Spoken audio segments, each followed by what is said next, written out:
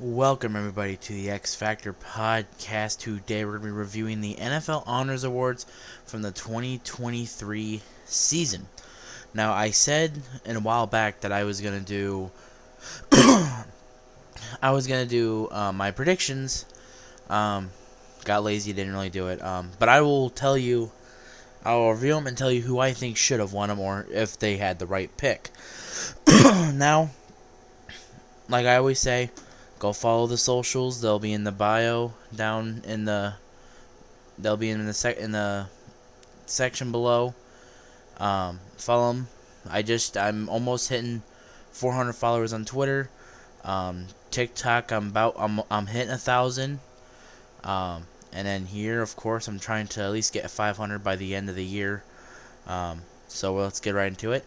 And if you enjoy the videos, comment down below what you enjoyed, what you didn't enjoy, what I can improve on, so I can make this a better platform for everyone else. But we're gonna get right into it here, talking about the NFL honors. Start out with the defensive. Well, we're gonna talk about the Ultimate Man of the Year award. Cameron Hayward. No really debate on what should be for the Walter Payton Man of the Year award, because everyone around the NFL does their part for the community, and they all do great things for the community. Despite what other people say about that, some of them being money chasers and all that, but you still got the ones that help around your community. So congratulations to Cameron Hayward. Talking about Defensive Rookie of the Year. Some candidates up there, but the one I think that was just mainly obvious was Will Anderson Jr. At a defensive end for the Houston Texans. First year coming out of Alabama, he was a force to be reckoned with this season. He was one of the guys coming in that that you never know who could be the best pass rusher from this draft class or who could be the best, in their position. And he came in doing what he always does, being great at what he does. And he was 30th in solo tackles. He was 35th in sacks, but he had 7 sacks. He had 43 pressures, 10 tackles for loss, 12 run stuffs. Like he was good this year. And people expect many rookies to have like 15 sack seasons to start their career. That's not how it starts. You gotta start well and then see what you can do after that rookie year. And plus with DeMeco Ryans in that defense, he is just turned that whole team around. And it's just one of those things where you just he just helped us hold the defense get to where they should have been a couple years ago. And the last couple years they haven't been the production that they feel like they should be in. And Will Anderson, he's definitely gonna be one of the lead men on defense. He's gonna be the T.J. Watt of the defense. He's gonna be the Myles Garrett of the defense. He's gonna be the Micah Parsons of the defense, and he has a very bright future ahead of him. And I think this one right here was just perfect. I think they got a home run on this one. Offensive Rookie of the Year goes to C.J. Stroud, and that's another one where you can't argue with. He had a amazing rookie year. Started out all right, but then after a while, boom, they got right into it. He made Nico Collins look like a star. I feel like there was a star in him. He just needed the quarterback to do so, and Davis Mills just wasn't that guy. And C.J. Stroud coming in and having an amazing year. 63 completion rating, 4,100 yards, 23 touchdowns, 5 interceptions, one of the lowest interceptions ratios that a rookie quarterback's had. He's just been top notch this year. Also won them a playoff game. Helped him win a playoff game in his first year. And sadly, they did lose to the Baltimore Ravens, but Baltimore, they are just levels ahead of a lot of people. Especially with a one team like this, where you feel like shouldn't really be there. That shouldn't have been there already this early into their careers. And they're, boom, right off the bat, getting in the playoffs. I feel like they know where they're at ranked now after they played Baltimore, and then just looking down into next season, you know what you can improve on and what you can and maybe face those type of teams next year to see where you guys are at that point. So C.J. Stroud, another home run pick. Going to the next one, Christian McCaffrey. And I feel like this one was the right pick. He's the lead role of the 49ers offense. It's not Brock Purdy. It's not George Kittle. It's not Brandon Ayuk. It's not Deebo Samuel. I don't know where this team would be if it wasn't for him. I'm telling you, they wouldn't be in a Super Bowl. He had 14 rushing touchdowns this year, which is second best to his career high of 15 back in 2019. His most rushing yards ever in his career, with 1,459. Receiving yards, he was just an insane guy throughout when it comes to receiving yards this season. And seeing a running back who is 27, we always see those talks about where these running backs going to be in the next couple of seasons because of how the age gap has been. Like, we don't see running backs go into their 30s anymore. It's very rare, unless you save your legs, But we've seen McCaffrey time and time, and he's took hits for this team.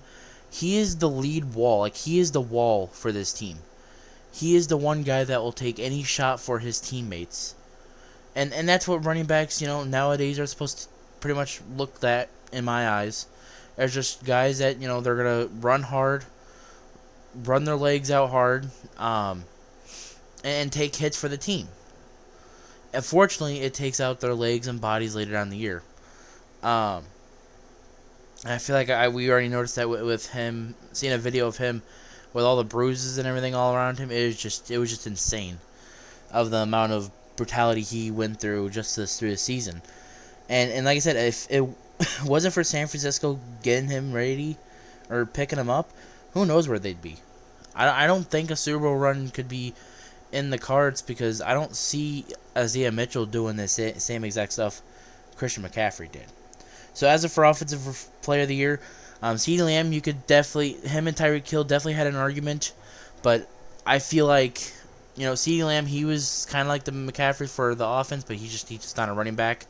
If you can get him to do both, he probably would have won that award. But McCaffrey doing what he's doing, being the receiving back plus being the running back, it takes a lot of work and it takes a lot off your body. So seeing that, he just, and all the work and the stats, it just shows for itself. So like I said, there's no really problem to look at there. Going into Coach of the Year, or Defensive Player of the Year, my bad.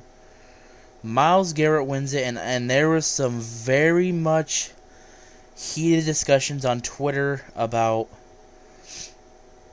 who should have won certain awards, or this award, because a lot of people say T.J. Watt was robbed. Well, let's look at the stats here. Out of T.J. Watt, Myles Garrett, and Micah Parsons, tackles, T.J. Watt was first, Myles Garrett was last and third. T.J. Watt led every category. He was first in every category. And Myles Garrett was third in 6 of those categories. But 2 of them, they were ties to Micah Parsons, which was the interceptions and the touchdowns. If you look in between them two, T.J. Watt, 68 tackles to Myles 42. 19 sacks to Myles Garrett's 14 sacks. 50 pressures to his 37 pressures. 18 QB hits to Garrett's 16 QB hits. 14 TFLs to 17. Tied for forced fumbles. 3 fumble recoveries. 1 fumble recovery, 1 interception, 1 pass deflection, 1 touchdown. 0 interceptions, 0 touchdowns, 3 pass deflections. The stats speak for itself, but when you see the other side of things, you look at the double team rate. Micah Parsons was the highest double team rate at 35. He played 238 plays, and he won 84 of them. So he gets a 35% double team rate. Now, Myles Garrett, he was the second, and he got 82 pass rush win rates, or pass rush wins, which was 82. TJ Watt, who was last, was 14%, only had 75 wins, and he had the most plays out of both of them, too. So it shows you why one was more dominant than the other. But it doesn't take away that Myles Garrett, I feel like he had a very good argument for the award. TJ Watt had a very good argument for the award. Micah Parsons had a good argument for the award. And a lot of reasons why Micah Parsons isn't getting talked about enough, because there was about a 2-3 month stretch where he was getting hold every play. No one would call the flag on him. And when he would say something, the refs would say, make a play then. It's kind of hard to make a play when you're getting hold every play. Like, it was absolutely insane. But a lot of the stats that we're seeing here explains why that TJ Watt had so much more, because he wasn't getting his double team more. Myles Garrett, in my opinion, was way more dominant. Because I feel like there was games where he could go in there and take the game by himself and rattle him up. TJ Watt, he has Alex Highsmith on the other side. They're in the Alex Highsmith, a very underrated linebacker. Very underrated. Nobody talks about him. And they need to, because he is the second huge key piece to that defense. And he doesn't get talked about enough. So as for Defensive Player of the Award, I believe Myles Garrett takes the win. He was getting pressure, double teamed more, and whatever he was to be able to do, he still got it with the double team pass rushes, plus more wins and less plays. So, and as for the stats, he does, the stats just lead for itself for that stat that I was just telling y'all. So, I do think Myles Garrett, he deserves the award. Now, as for Coach of the Year, these next three awards, which the one I just talked about I'll count as one. The next two awards are going to be a little controversial in my opinion. The first one might not be able to, but Kevin Stefanski won the Coach of the Year award for the second time in Cleveland Browns history, or second time in his Cleveland Browns tenure. And a lot of people, put it in the fact that he was helping with a lot of injuries this year. Injuries were one of the major parts. That's one thing to look at it. But for me, it's not even a close on who should have won this award. DeMeco Ryans and Shane Steichen were the two people that I would have looked at to say who should have won this award. Reason being, last year, I'm gonna put this in an example for last year. Brian Daboll took a Giants team that nobody thought was gonna win anything. He went to the playoffs and won a playoff game. Yes, they did get destroyed by Philadelphia, but they got destroyed both times by playing Philadelphia. This year, and don't get me wrong, the Colts didn't make the playoffs, so that's why I'm not having him in the discussion here, but the Texans, not many people had Texans doing much this year. They didn't have them going to the playoffs. I had them, they had, 2 or 3 wins last year? I thought this past year they were going to go and probably get maybe 6 or 7. A huge improvement, but still stuff to look forward to into the next years after that. And DeMeco Ryans shocked us all by winning 10 games, beating the Coach of the Year, Kevin Stefanski, in the playoffs 45-14. Where's the argument? The argument should not be made. DeMeco Ryans should have won the Coach of the Year award. And the fact that it wasn't even really up for a discussion is insane to me. And for a guy that DeMeco Ryans has turned, that were low in the league on offense and defense the last 2 seasons, and able to double the wins and be one of the top defense, one of the top offenses, I think they had a compared 7 wins over the last 2 seasons. 6 or 7 wins over the last 2 seasons, and they come out and they win, and they've had more wins than what they've had in the last 2 seasons. So that should really, there's no argument right there. And then plus beating the coach of the year, that team down 45-14. There shouldn't be really any of a discussion on why, he should have won the award. No doubt about it. Now as for the MVP, I mentioned last week Lamar Jackson should not be MVP. He should not win MVP. Now, Lamar Jackson just still ended up winning MVP. But talk about who should have won MVP. And I feel like a lot of you guys know where this is going here. The start of the year, this whole season, I didn't really hear Lamar Jackson in MVP talks. Not much. There was those little spits and spats, but not much.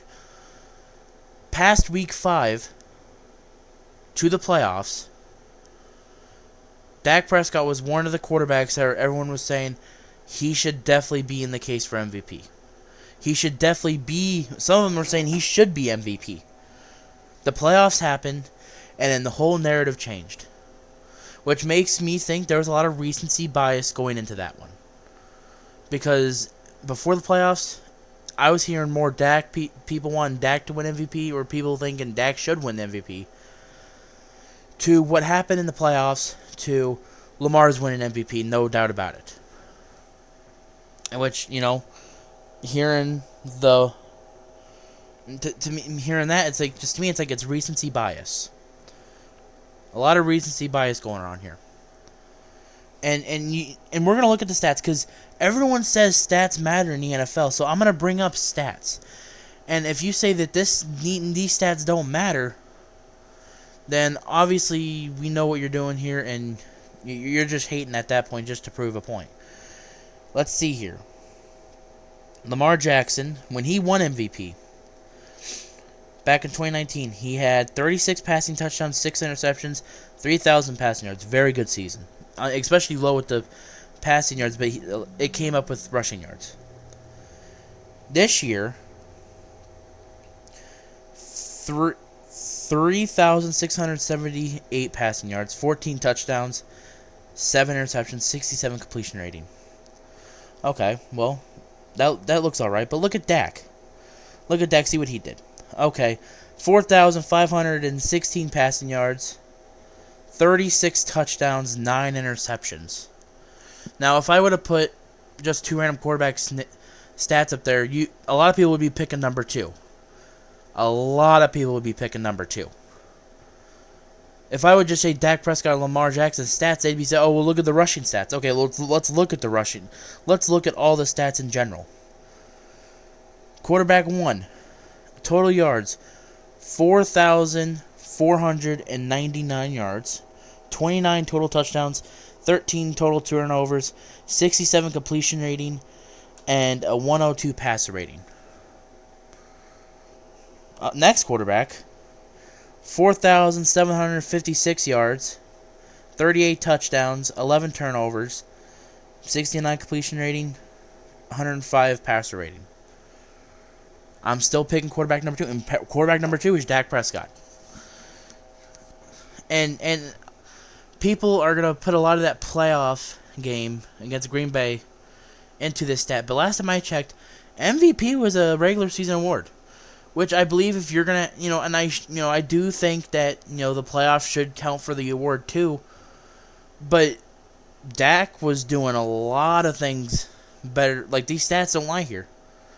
Dak was playing this was his best year, and he didn't even win it because a guy that had almost 1,000 less passing yards than him,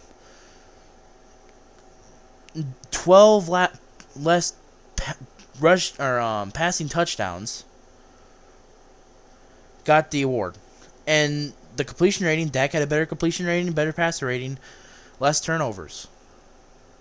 Even if you add the rushing yards, Dak still has more than him by 300. That should show who should win MVP. Dak Prescott should have won MVP. And the recency bias with this is absolutely insane. And I'm going to say right now, as long as we have... And the voting was like 49 votes for Lamar Jackson for first place votes. And I believe Josh Allen got 1. And they had like Dak like a second for MVP. To me, that just shows how biased they are. The amount of bias that came into this voting is outrageous. And whoever voted for these, take them out. Holy cow. Like, they can't be this stupid or this biased towards Cowboy players. Like, I get Cowboys have the biggest fan base. They have annoying fans. Trust me, I'm a fan, and I've seen a lot of annoying fans out there. Trust me, they're annoying. As a fan of the team, there are annoying fans out there. But they're also very passionate. But that doesn't mean that people get to go out here on ESPN and be biased against the players about it. Because then all they're going to come back with was, well, they haven't won a championship in 20-some years. Well, I feel like no Cowboy player is going to win any award unless they win a championship, which is ironic because 49ers haven't won a championship in 30 years. But yet they still get the hype and they still get all the love from media. But then I can hear the people say, well, they've made more NFC championship games. Well, they've made more Super Bowl appearances. Well, guess what? They've lost them. Nothing. If they don't win the championship, who fucking cares? We've seen teams come in here, go to a Super Bowl, lose in the Super Bowl, and you don't see them again. What happened to the Cardinals? What happened to the Raiders 20 years ago? What happened to the Bucks? They won a Super Bowl. It took them so many years to get back. What happened with the Eagles? They looked awful after they won theirs. But if you don't win a championship, look at the Atlanta Falcons. They lost. Where have they been? Panthers, where have they been? Seattle, when they lost to New England, where have they been since? It doesn't mean nothing without the Super Bowl championship. So you can keep your whatever you want to call it with you. Because the matter of fact is, if the Cowboys don't go to an NFC Championship game or they don't go to a Super Bowl, they're not going to win any awards, especially if it comes up for MVP. But they have no problem giving it to the 49ers, who have how many championships? They have exactly 0, like the Cowboys. And plus, guess what? Yes, they have more NFC Championship games, but guess what? They don't got the one ring that everyone cares about. If you're a casual viewer, no one's looking at, oh, well, they've won NFC Championship games. No, they're looking at the Super Bowl. The Super Bowl, the biggest stage of them all. The WrestleMania of sports. The NBA Finals in their own... Like, they're the WrestleMania. That's their WrestleMania. Right there. And it doesn't matter unless you win the championship. So say whatever you want about what I just said there about the 49ers and Cowboys, but until 49ers can get that championship, it doesn't fucking matter. But I'm going to get off the topic there. I'm going to get into another little stat here with the quarterbacks. I'm going to name one quarterback, and I'm going to name the next one. And I'm not going to say who the quarterbacks are until after. One had 68. Well, actually, I'm going to... Lamar Jackson, the 67 passer rating, the 3,600 yards, 24 touchdowns, 7 picks.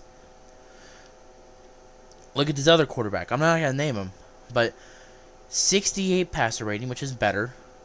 3,800 passing yards, which is better. 25 touchdowns, which is better. He had one more interception than him. You want to know who that quarterback is? He didn't make the playoffs, I'll tell you that for sure. It's Derek Carr. So that should tell you how overrated this MVP is this year. And I'm not taking anything away from Lamar Jackson. Lamar Jackson, I think he's one hell of a player. Lamar Jackson, he's gonna be the future for the next 15 years. Like he is him. I will admit he is him. But I'm more attacking the voters on this one because it's just outrageous on how this happened. So say what you want, it doesn't matter. I just told you the stats. I don't give a damn what happened in the playoffs because last time I checked, the awards were the regular season awards. If they had regular season playoff awards, then you could say, okay, well, it makes a little more sense now. So, that's all I got for y'all today. Stay blessed. My Super Bowl review will be coming out in the next day or so. So y'all stay blessed. I will reviewing Monday Night Raw, NXT, and I will be getting back to that. I do promise this week. I am being lazy, which I should not be for the fans here. But y'all stay blessed. Have a great day, and fuck the NFL voting.